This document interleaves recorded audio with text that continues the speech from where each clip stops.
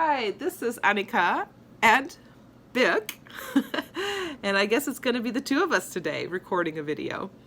Um, you're probably very distracted by this cute one here, but we'll try to do a video anyways together. So I wanted to talk about the importance or the magic that happens when someone is truly seen and accepted, as opposed to just accepted or just seen. So when somebody does something that's really terrible and like something like abusive or really harmful, there are typically two responses. There are groups or persons who will look at what this person has done and will really focus on how awful it was. They'll focus on the victims of what this person has done, and they'll like really be with the impact, like the impact that this person has had, and then based on the impact, they write that person off and like maybe dehumanize them. So I'll say, okay, this person is a monster. That's not a human. He deserves to be, whatever, punished in all these different ways, right? And so in that case, like the people who are saying this are actually really seeing the abusive parts of that person, but are unaccepting, and are condemning and dehumanizing.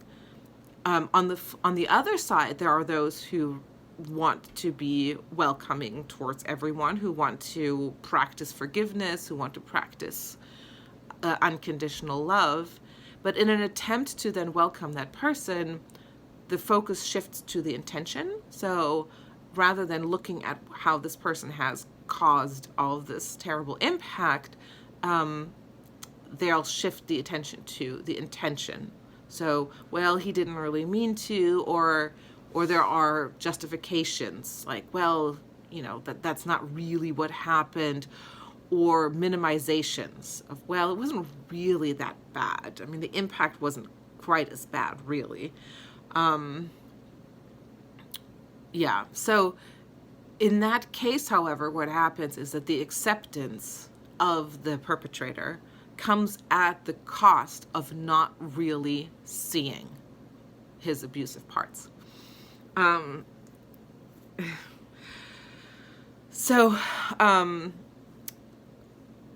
When the two come together, when the willingness to really see the abusive parts of a person and to really see the impact that this person has had without minimizing it, without downplaying it, without making any kind of apologies for it, but really focusing on how horrific it is what this person has done. Only then is it possible to actually unconditionally love the person for who they are. Because those abusive parts want to be seen and accepted. And what they usually get is they either get seen and then they get rejected, or they get accepted, but they're not really seen. Like they get downplayed, they get kind of made a little nicer.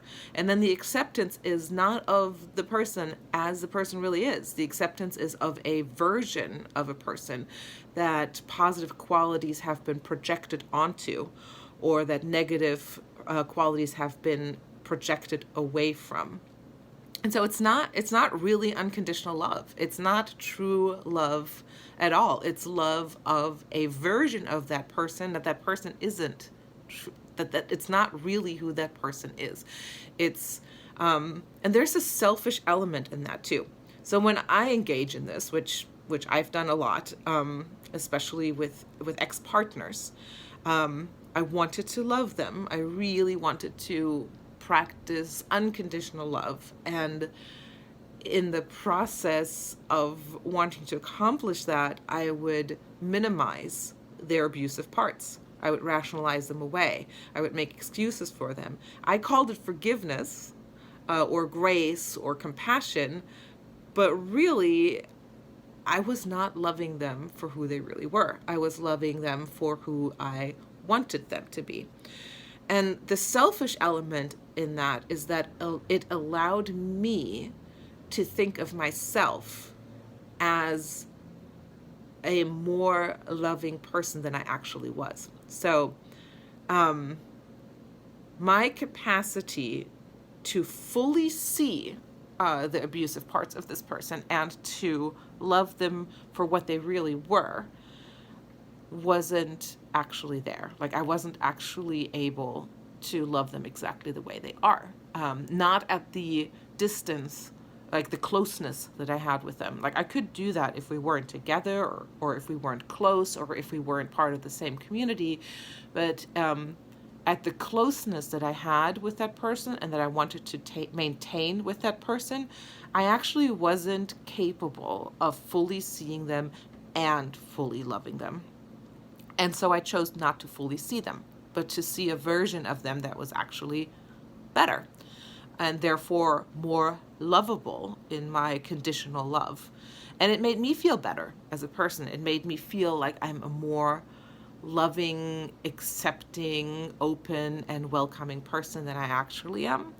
It also maintained the attachment. It also allowed me to be closer to that person than I could have been if I had seen them for who they really are. So I'm on this quest of reeling, becoming more real, reeling my life into reality. And a big part of that is getting more real about seeing people's abusive parts and naming them for what they are. And that doesn't mean that I need to reject them. It may mean that I need more distance, so I might not be as close to people.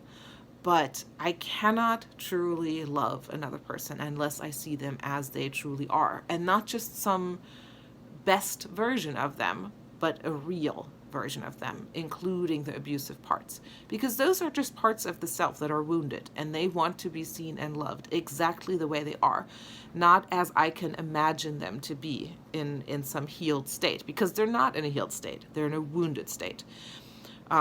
So loving someone, I'm not doing someone a favor if I am loving their highest or best self rather than their presently existing real self. Yeah, so that's where I'm coming from. I want to see and love, and I don't want to reject people for what I see. I do want to create distance between myself to protect myself if I can't get too close to them because of what I see in them. But I also don't want to love people for who I imagine them to be or who I think they are, rather than who they really are with all of their abusive parts. So thanks for checking in.